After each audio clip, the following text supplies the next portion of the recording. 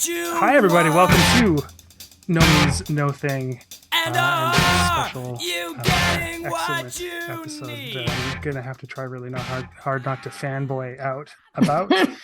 We have an excellent guest. If you take all the best vocalists from the 1970s and distill them down into a human, we have Becky Black from the Pack AD is joining us this evening.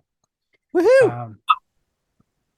Alrighty, so welcome, Becky. Thanks so much for being with us, and we're kind of hoping. I mean, it's been back and forth for quite a little while. And do you have a fairly solid idea of what our podcast is about? No, You do not. Okay. Just to lead it off, then I'll give you a little primer. It is a podcast about No Means No, and I know that part, yes. you know that. Okay. So we do have guests on from time to time, but we like to try and get folks on who are kind of connected to No Means No in some way.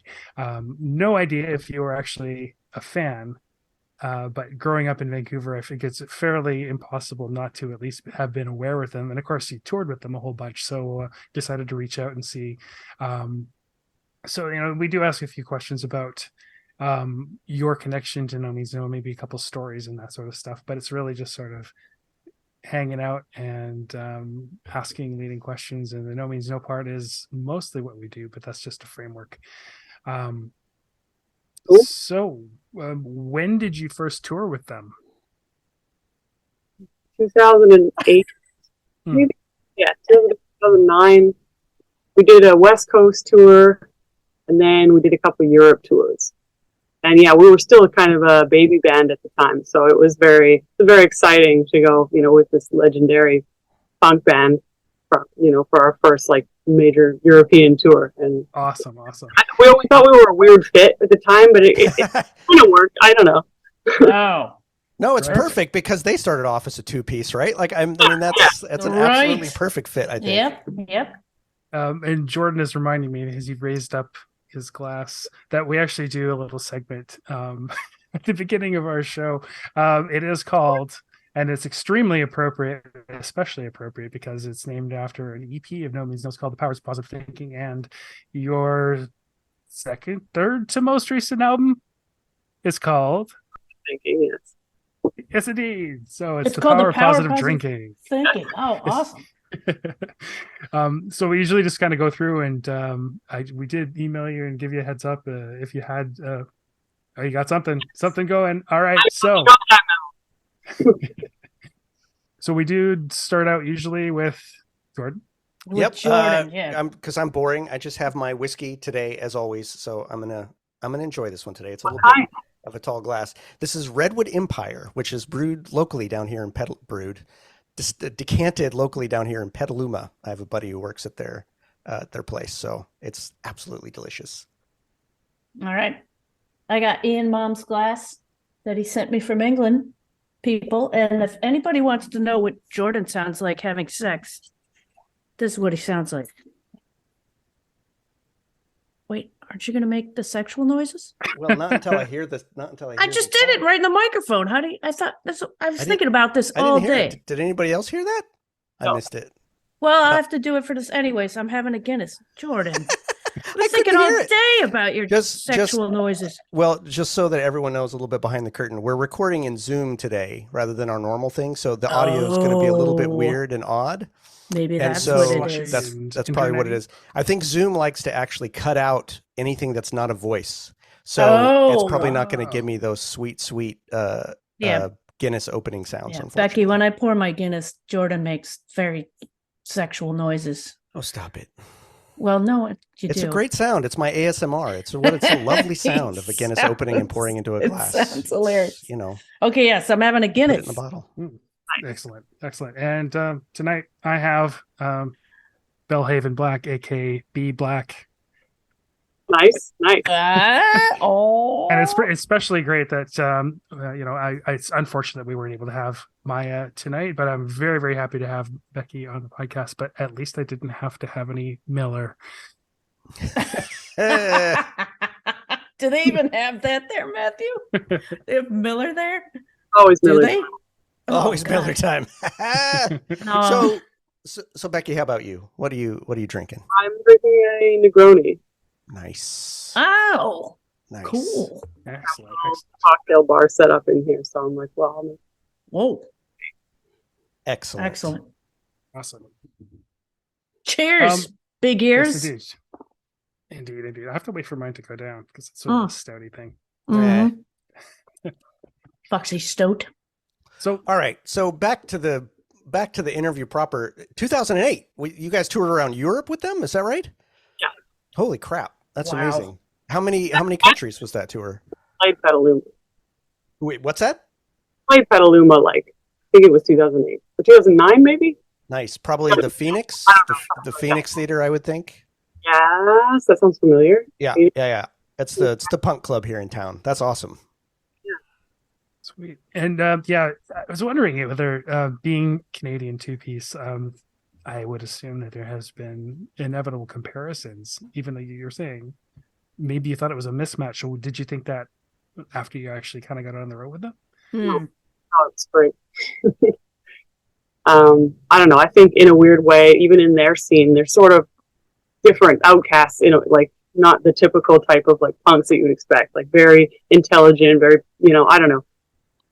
Touring with them was amazing. And They're still nice boys. it's still probably my favorite tours I've ever done. Like when I think about it. Oh, that's great. That's awesome. Were you aware of them? I mean, growing up an East fan, you must have at least heard the name. Yes.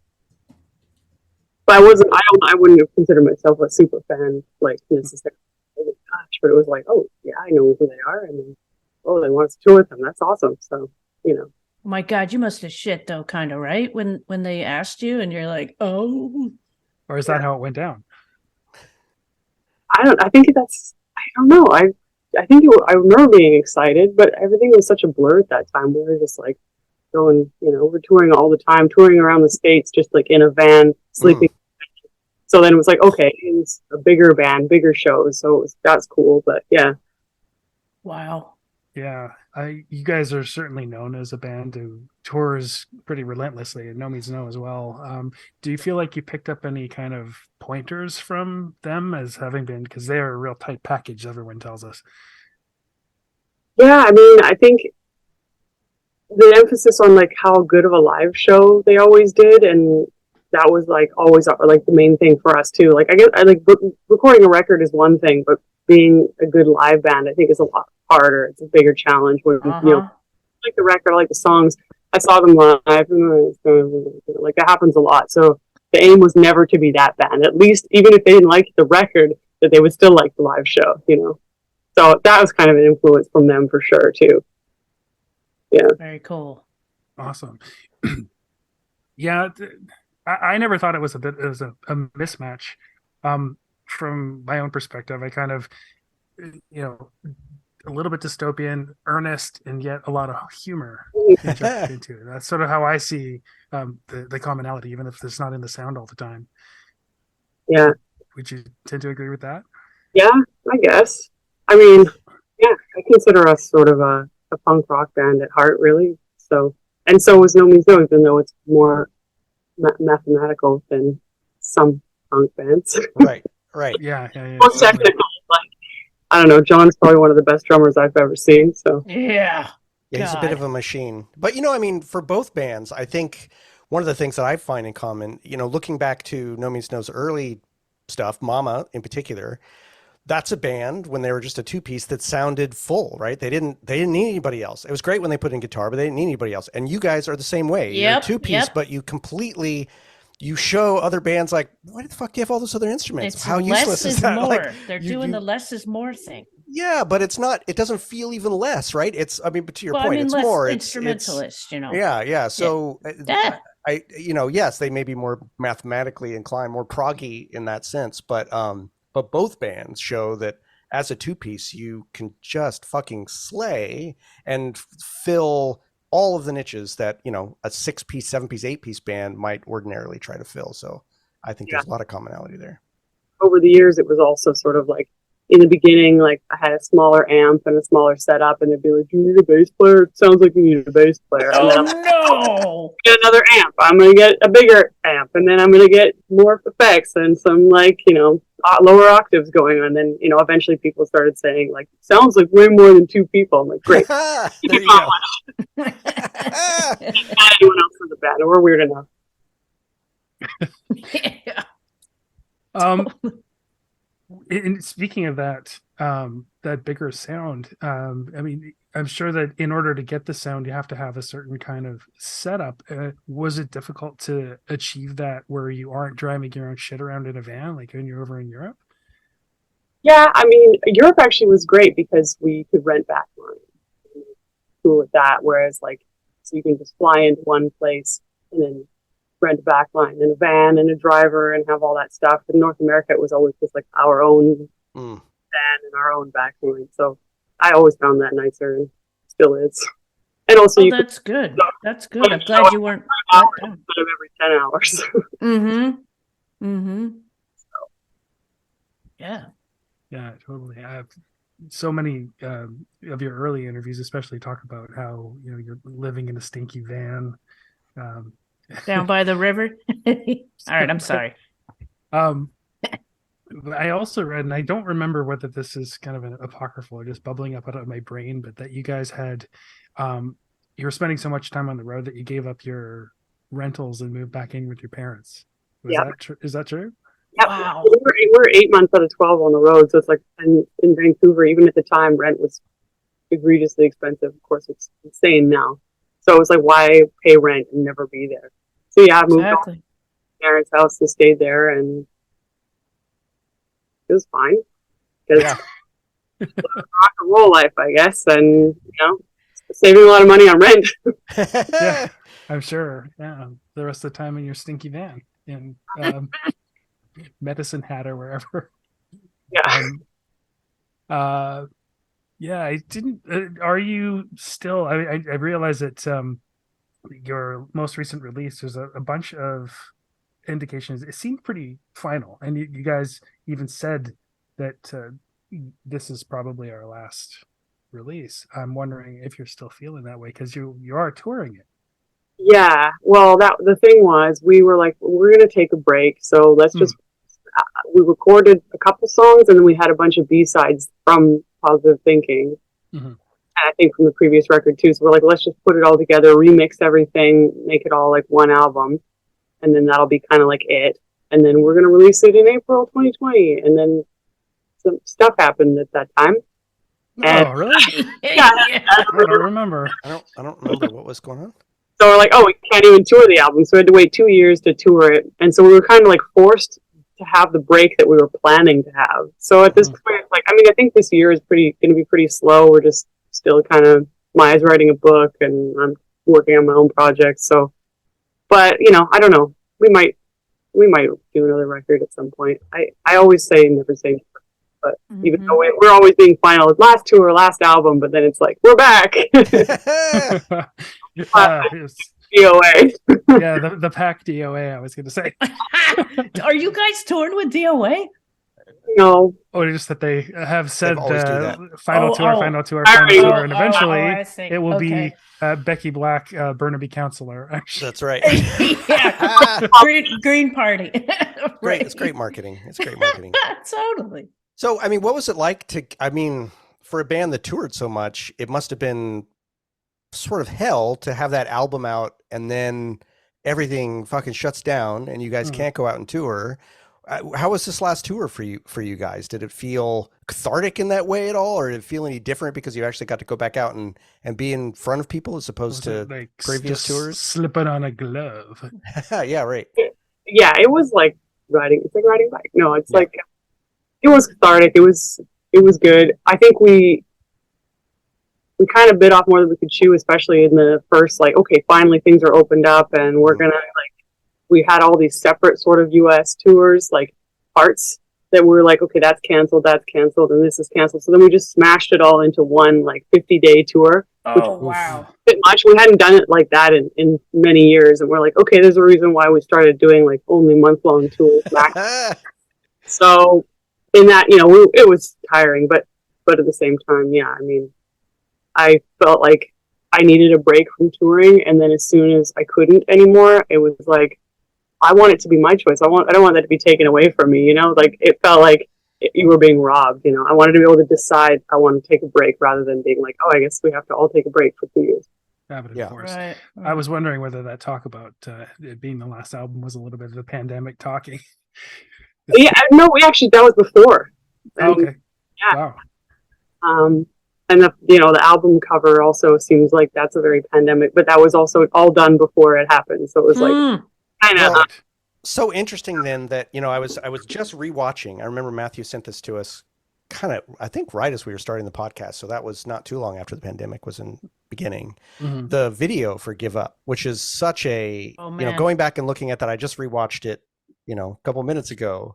Such a gut punch, remembering the early pandemic and what that was like. So the song clearly written before the pandemic, but the video clearly of a video about being in the pandemic.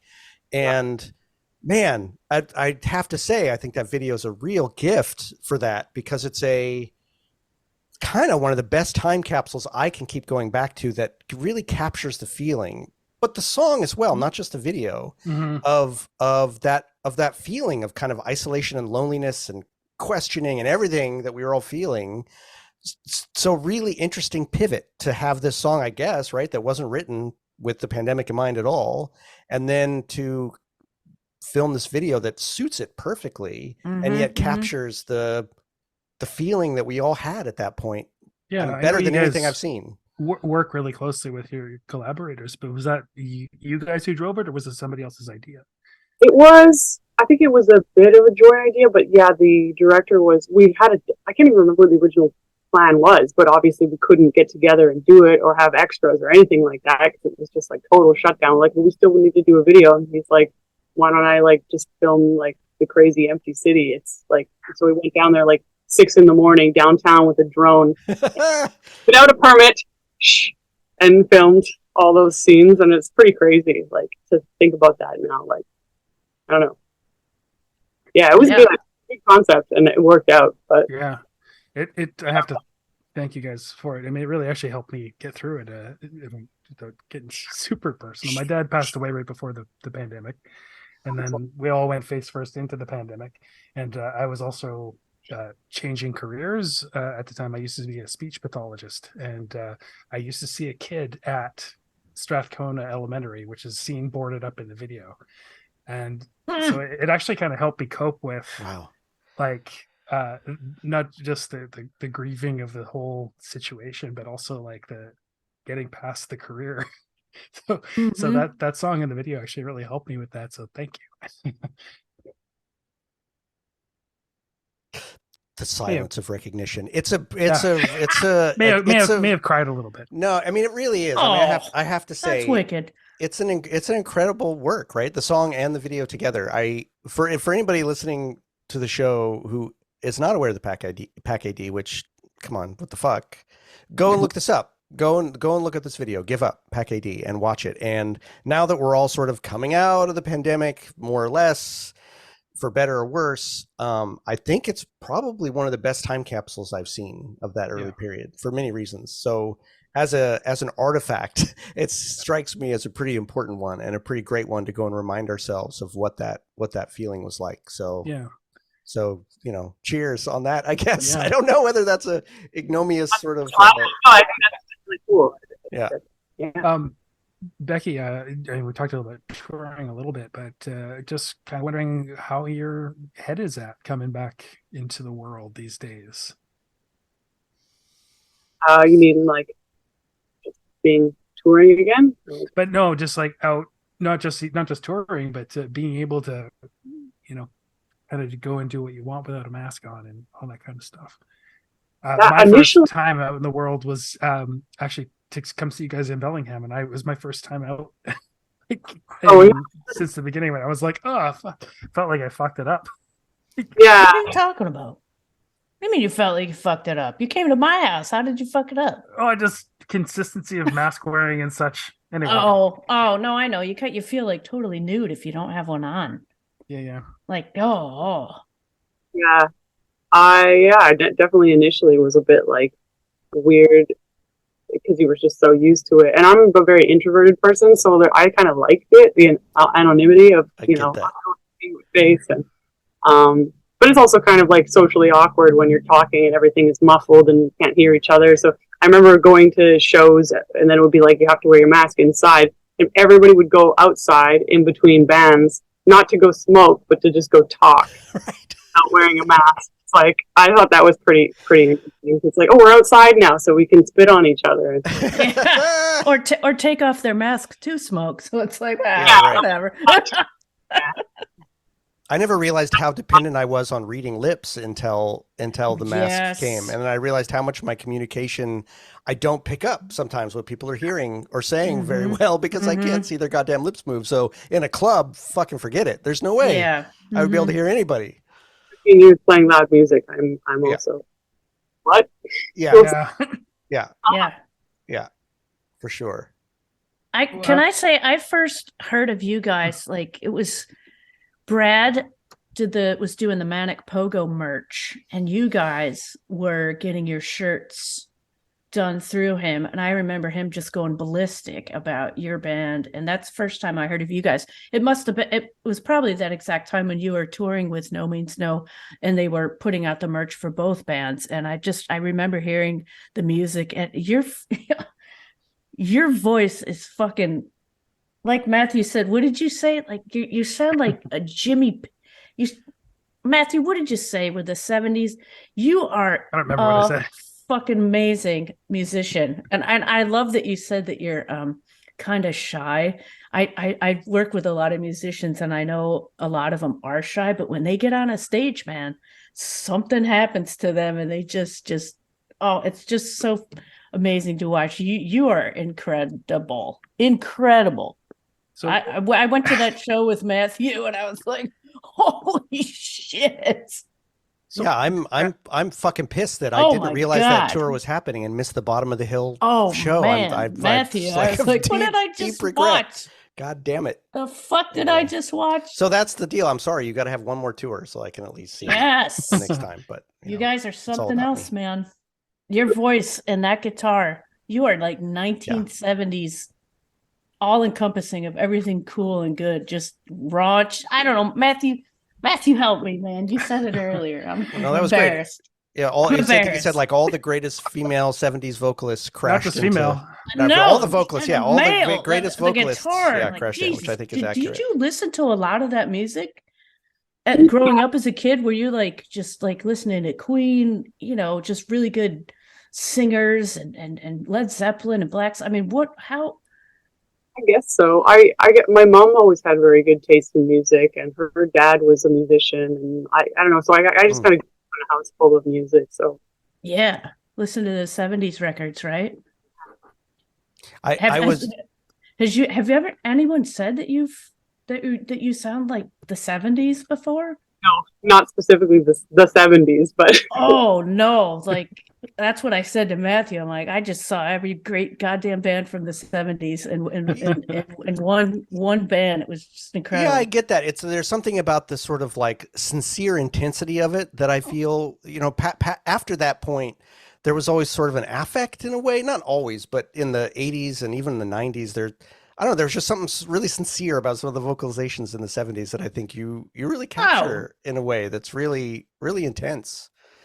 I was listening to one of your interviews the other day, and you mentioned like one of your Desert Island discs being Wall of Voodoo, that cool. The Mexican Radio, I think was the album, but it really brought me back. I hadn't thought about that album for a long time. That was one of my favorite albums growing up. That guy's kooky as hell. That was cool as hell. So it's interesting. Like, I think one of the things I heard you talking about was that it's not necessarily that the bands that were your favorite bands that you listened to influenced you, but it's always interesting to know what people's favorite bands are. I can't help but creep into the music they make, even if it's not direct. So what other kind of, what other artists were really influential on you, for you, even if they don't really necessarily directly make their way into your music? Probably most of them don't directly make their way. Yeah. I mean, I always find that the hardest question to answer. Like, who are your influences? Sure.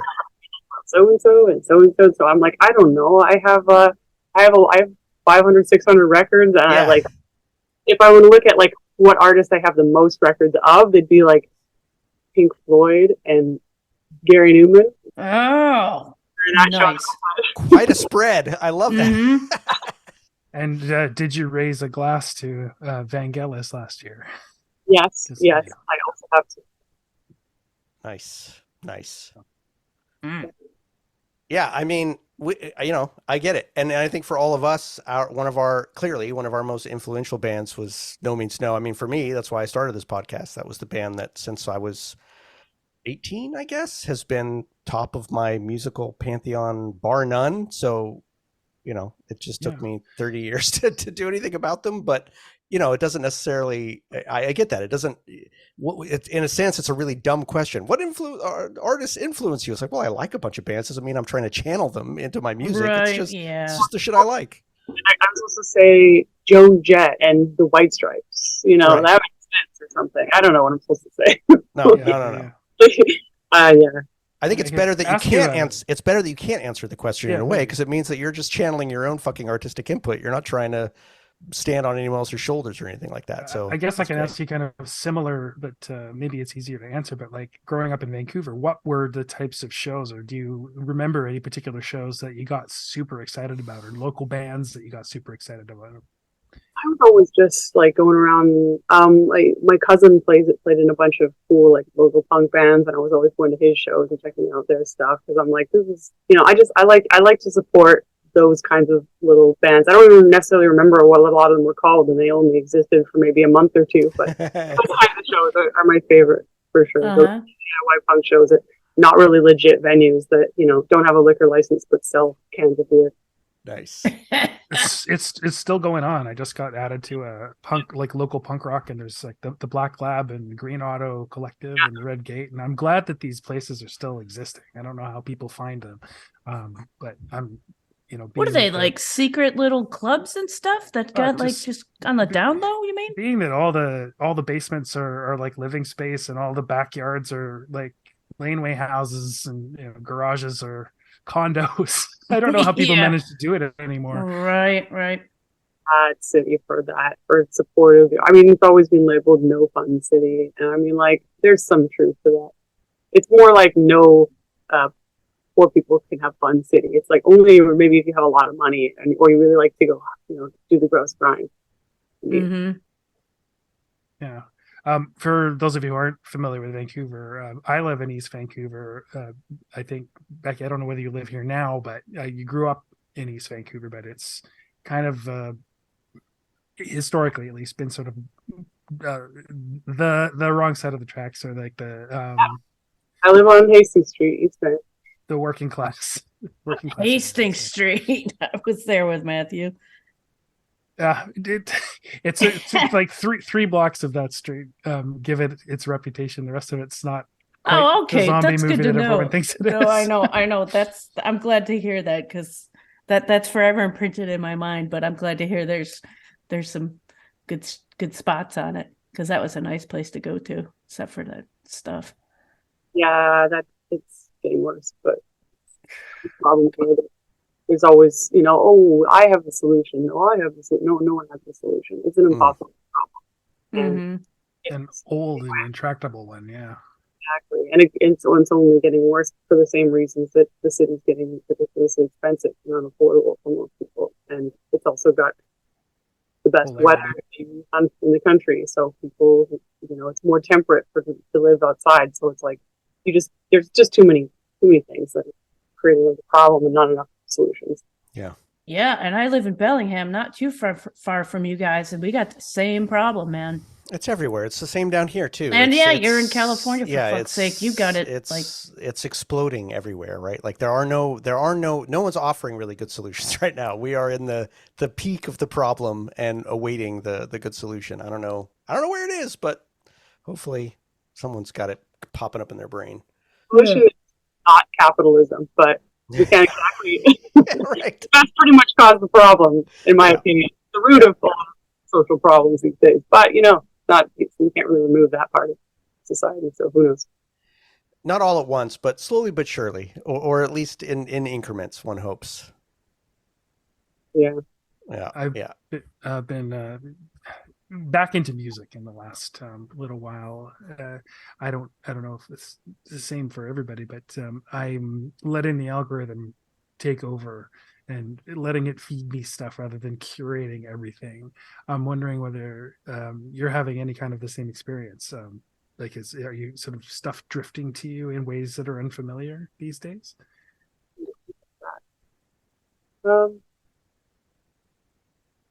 don't know. It feels like everyone, it's like the pandemic is like, well, I just want things to be normal again or whatever, that's all like griping. And then now, back to normal. No, they're not back to normal. It's a new world out there. And it's getting, I don't know. I don't like to say that things are getting worse because every generation has always said things are getting worse.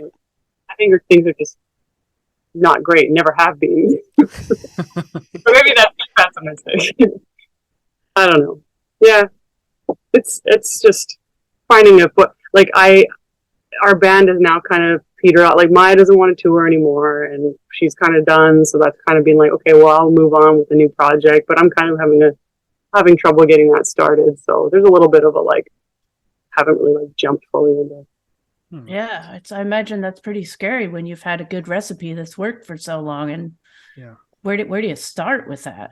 Yeah, exactly. Are you willing to share with us anything what you're doing? John Wright, the drummer from No Means No, he's just releasing or in the process of releasing an album. I think he made it entirely by himself. These are possibilities these days, like to play everything and combine everything. And so what are you doing? I recorded during the pandemic. Well, I guess last year, no, 2 years ago almost. Yeah. So I recorded a whole record, and now I'm just figuring out what to do with it. And I felt like, I'm like, okay, I'm going to work on it. And then I'm like, okay, no, we're going on this very long tour. Things just keep kind of pushing it forward. But it's okay. Like, it still exists, so I can do something with it. That's kind of my next job to tackle. But I'm also finding I'm not a very good promoter. I'm not a social media person. I don't understand TikTok or any of that. Instagram. I even only recently made an Instagram account, and I'm like, yeah, I'm going to post stuff, post, and then that's it. I just can't. I don't understand why people love it so much. I don't understand the addiction to it. I'm just like, ew. Yeah. But you get to go up on a stage, though. You've got the fucking ultimate TikTok. You up there and listen to me and hear me and see me. You don't need that other bullshit. That's enough attention. It's like, yeah, exactly. People are paying attention without you needing to go, hey, pay attention to me.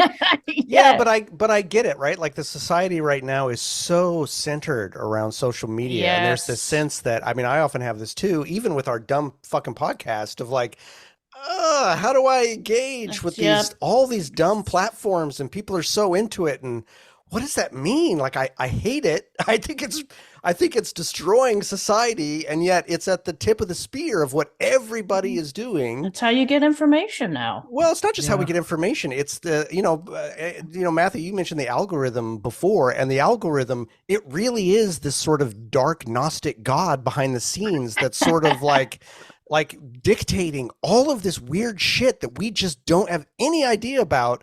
And yet I think there's something very authentic and human about coming up to its altar and going, ick, like, ugh, I don't want to touch that. I don't want to dive into that. What is this? Give me a newspaper. And I can imagine as a creator, again, like I have a very small portion of this, but as a creator of your stature, to kind of go, I guess I'm expected to do this, but fuck it. Like, what a garbage pile. I don't want to do that. I just want to make my shit. Yeah. Yeah. In the industry, and they're like, oh yeah, well, you got to get, TikTok, you got to get the kids on TikTok. I'm like, yeah, right, sure, that's actually the kind of person and that's going to work out great. No, this podcast is going to be helping severely. Oh yeah. Well, no, seriously, I do want to. Anybody, we have a very small reach. We are not like a huge thing. So grateful for you to be on it, but for anybody listening to this who has not heard of the Pack Idea, again, what the fuck are you doing? But also go and listen to them. I God. I guess this is one of the advantages of platforms like Spotify, of which there are no other advantages because it just fucks musicians hard. It's at least it makes the stuff available so that people who don't know you can more easily find your stuff. But I also wonder, I'm wondering for you as a creator, Spotify's the major platform now, right? I certainly am someone, that's where I've heard most of your stuff, on Spotify, and a couple of things I've bought off Bandcamp, not enough. That's where people should be going, right? To support artists. But I'm sure you guys Spotify must be like an afterthought in the sense of what it actually, maybe it's not, but I would imagine their payout is so low, and yet it's become one of the major platforms for where people find stuff, where people discover it. What has your relationship been with how these things are distributed now, and how your fans sort of, engage with you as a band and actually helping to support you as a band? Yeah, it's like, I think it kind of sucks. I mean, there's the benefit of more people might find your band, so more smaller bands have access to people, but at the same time, it's such a dense market that you're also still fighting, with all these other, and you want to get on the playlist and the curated this and that, so you show up and you have to pay people to do that. So it's still the same kind of rat race, but like, oh man, but you don't make any money off of record sales, so it's, no. I think overall it's not great. It's definitely not great for the artists. No. That sucks. Well, I must speak from personal experience that the Pack AD's customer service when buying T-shirts from them is superb. Oh, good. That's good to know. I gotta get some. And Sure. the other side of this is like to bring it sort of to circle back to the nom de plume of this podcast, No Means No. Like, one of the ironic things with them has been none of their fucking catalogs on Spotify at all, right? You can't find anything of theirs anywhere except on YouTube. Everything else, like their albums, everything costs hundreds of dollars. Their CDs now even cost hundreds of dollars to buy on the secondary market. But Alternative Tentacles is already actually started to re-release everything. Well, not everything, I guess everything that they had to do with, which will probably be up from 2000 or something like that. And there's a part of me that feels like, okay, well, at least for them, that's going to allow a new generation maybe to discover their stuff in a way that they wouldn't otherwise. They're not going to randomly stumble across it on YouTube, but the algorithm may feed it up on Spotify. So there's this, or lateral promotion. We haven't as a society, stuff. we haven't as a society figured out the right balance yet of how, it can help to, the algorithms really can help to, and I've experienced this myself, deliver stuff to you that you never would have heard before that suddenly you really love, and yet have that actually be of benefit to the artist. That's the part that's completely absent. It's only to the benefit of the corporations, of the people who own the platform, not to the artists themselves. And that's going to kill all the artists. Where are they going to be? What's the benefit of a new artist? So I'm not surprised at all that No Means No refuses to take part of that. They've always been very principled in those kinds of things, like no radio, we don't need this, no that, no like advertising. No videos. So we're not pulling this shit. Yeah. And that's changing now a little bit, right? I think they're all sort of retired, kind of like, well, I don't know, let's let it go. John's running his pub. Yeah, exactly. So that shit is going to come out, and we're all very excited. My kid who's 18 listens to No Means No now, and is like, they're his favorite band in the world. So I'm stoked for kids to learn more about them. Mm-hmm. I say kids, but general people. But they're not going to see anything from that. They're not going to see any money from it. But it's that whole argument of like, well, it's the exposure, which people always say to artists, which is that's just a load of bullshit. Yeah, like the pay to play. You have like a 10 band. Paid, like in places like LA does it all the time. Like, oh, you can play at the Whiskey A Go Go, but you got to pay this amount of money. Everyone's got to pay to their family. Like, ugh. Oh, but it's good for you, That's have you played there before, Becky? Have you played at the Whiskey? Yeah, we did twice. We didn't pay. We got paid. Good. But yeah, I think because one of the times we played there was like a metal band. They were all like teenagers, and I think that was a pay to play thing. That was an early show, and it was just the bands and their families. Oh god. We played with LA Guns. Yeah, so that was an interesting night. Wow. Well, at least you can say you played the Whiskey though and got paid. That's amazing. I'm very happy for you. That's cool. when you guys toured Europe, did you feel like it was any different over there than the United States? Like, is there a vast difference between how that shit works over there versus here? Or is it sort of global now in the sense of how that works? There's a difference in the fact that in Canada, in North America in general, you have to get your own food, your own accommodations, take care of everything. You just show up, you load in your own gear, and then they're like, okay, thanks for playing. Here's the ticket sale money. In Europe, it's like, here's your food, here's where you're staying. They take care of everything. There's way more of a providing, like feeling like hospitality. Yeah, there's way more hospitality. So I do appreciate that about touring Europe. And am I saying that I like to tour Europe like more than North America? Maybe just a little. But then it's also everything's old and beautiful and close together, and driving from country to country, and there's just so many more different cultures to experience, and it's exactly. Yeah. Well, I'd say that's another thing you guys have in common with No Means No. They've certainly always been very vocal about the fact that that's where, first of all, that's where their huge fan base is Europe, but they also just preferred touring over there. And it's no fucking wonder if they were treated like that more than here, which also in the US, I'm sure you guys know this clearly, which is so vastly spread out. You got to hop in that van and drive hours to get to the next venue, as opposed to like, oh, it's just, couple hours away and we're to the next place. No wonder it's better to tour in Europe. Yeah, you drive like 10 hours and you load in your own gear, and then they're like, the sound tech isn't here yet. He's probably showing up in a couple hours. Fuck.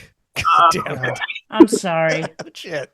I'm so sorry. Ugh. Yeah, it's just like, fuck you very much when you come down here, really. Fend for yourself. You're thrown in the deep end. The accessibility because of the internet. I am more exposed to younger bands, and I am encouraged that people are still doing this and still touring, but I'm able to actually reach out to them. There's this young English band called Sorry that I really, really like. And I knew they were driving from the 4 days in between, but it was like Minneapolis and next show was in Vancouver. Whoa. Oh. So I contacted them and they said, hey, you realize that's like really far, right? Oh no. Don't overtax yourself, and don't leave any shit in your van when you're parked in town playing in Vancouver. Yeah. Anyway, I've heard so many stories about bands from the UK or Europe that are just like, oh, let's go on tour in the States. It'll be great, and they just like burn out. They're like, oh no, we can't do this. Ugh. Like, they're used to driving an hour or 2 hours. Yeah. All over the UK, it's a tiny island. Oh yeah. Yeah. With like culture all over the place and museums and fucking food. Yeah. Well, that's why, again, on the No Means No front, that's why us U.S. fans were always kind of starved. I lived with Michelle for a while, not with her, but in New York. We were both in New York, and they never fucking came out there. And I get it. It was a pain in the ass to get out there. It was not easy. The first time I saw him was in New York, but yeah. West Coast, when I was out here, it was a little easier. They'd come down all the time. Not all the time, but more often. Petaluma even. But the East Coast is fucking, it's a nightmare, especially, and it's expensive too, especially during the George Bush era, during the post 9/11, when it was really difficult to get into the country. Forget it. Fucking forget it. What's the point of that? Why would you even buy the visa? What is that visa bullshit still going on between Canada and the States? Do you still have that, Becky? Wasn't there some crazy shit with getting a visa if you were a band and they wanted to get tax bullshit? Yeah, still, yeah. Oh, like a bunch of Canadian bands stopped coming down here because it was just like too much hassle. You have to get a visa if you're just doing like one show. You have to get the visa. Like we've always done it where we have to provide that we're playing a show every month. So it's like we get a bunch of contracts and we're like, that's to get the visa for the year. It's way better. But it's still super expensive. And, Oh God, you got to buy that to tour down. Oh man, pay to play. Right. It's more pay to play, but to the government. I want taxes. They're like, give us more of the money. Like you want, the little like crumbs of bands, money that they make at the door. It's just, that's crazy. Yeah. You are taking employment opportunities away from hardworking American bands. Yeah. I want to find somebody that sings like her down here. I don't think it's possible. Maple Leaf scum you. No shit. So you can toss this question aside, but for you guys, in terms of like where the financial incentive is for you guys, Was touring really something that, I mean, you guys clearly toured a lot. Was that where more of the livelihood from the band came in than any sort of album sales or streaming or anything like that? Yes. And that the worst part about that is that touring has gotten way more expensive. Yeah. Right. So it's become less profitable. So we've run into this problem, and luckily, like, still we're able to make okay money. But I've just heard so many stories about, they're like, what's the point of touring? I got to hire a band. I got to hire, after all this money that goes, and then you got to pay for gas, and everything's way more expensive. And then at the end of the day, you're like working your ass off. You're sacrificing your mental health and your physical health to like not really make a lot. And you can't really make a lot in record sales either. So it's, merch sales on the road is usually pretty good. Yep. But did any of the venues like take a percentage out of the merch? I've heard some venues fucking do that. They take a percentage out of the merch, which is bullshit. That is pretty bad. But that doesn't happen that often, but it does. Yeah, they take it.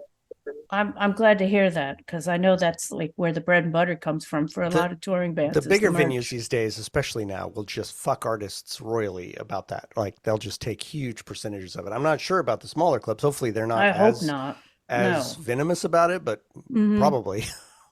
Yeah, sometimes when you get up to like 500 or 1,000 capacity venues, some of them will still take it, but a lot of them don't. They're like, yeah, or they'll just waive it, like, oh, normally we do, but I don't know. It's sort of a gray area, but I think that's kind of scummy, honestly. Yeah. Like, the bar sales, the band isn't getting a percentage of the bar sales. Exactly. I see the bands and drink there, so it's sort of, I don't know. I don't like it. Yeah. I mean, it really seems like a lot of that has been, I mean, this is completely an ignorant statement, but I know it's gotten worse post-pandemic, and I'm wondering if some of these folks are just kind of starving and trying to grasp at any fucking puddle they can get. But there does seem to be a pretty significant pushback, even against, like, on the, you guys probably haven't had to deal with it so much, but against the, sort of Ticketmaster Live Nation sort of monopoly of all this bullshit. Those are for the really big bands, but even the kind of moderate bands, it's bullshit. And there seems to be a lot of pushback. So I'm hoping eventually there's some sort of renaissance of realizing, wait a minute, fucking artists need to need their share of the shit. The middleman. Anyway, it's it's the era we live in. I don't know. The middleman is king in this era. It seems like the platforms sort of rule shit. Nibble. Yeah, they got to take their nibble. The nibble's huge. But during the pandemic, the arts is where everybody gravitated to get through it. Yeah, but just like theater, movies, bands, like with music. the essential workers, right? Everybody lionized them during that time and lionized checkout people. Everyone's fucking forgot that now. It's gone now. No one remembers that those are the people that kept us going. They should be making more than minimum wage. Artists that we all were gravitating towards to keep us through it were what kept us going. We don't remember that now. Now we're just back on the hamster wheel, right? Like, how do we bring that back? Depressing. This is depressing.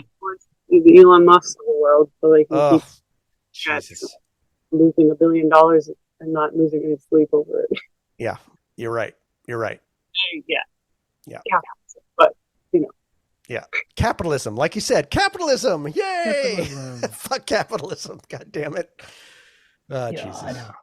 Well, how we coped with the pandemic was starting a stupid podcast.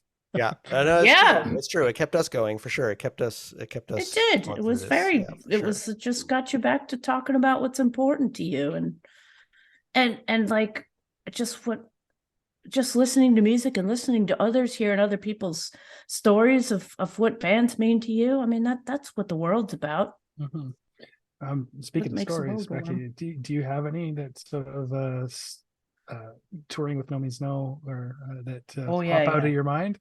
Oh, well, my favorite thing about touring with them was on off days we would play Jeopardy.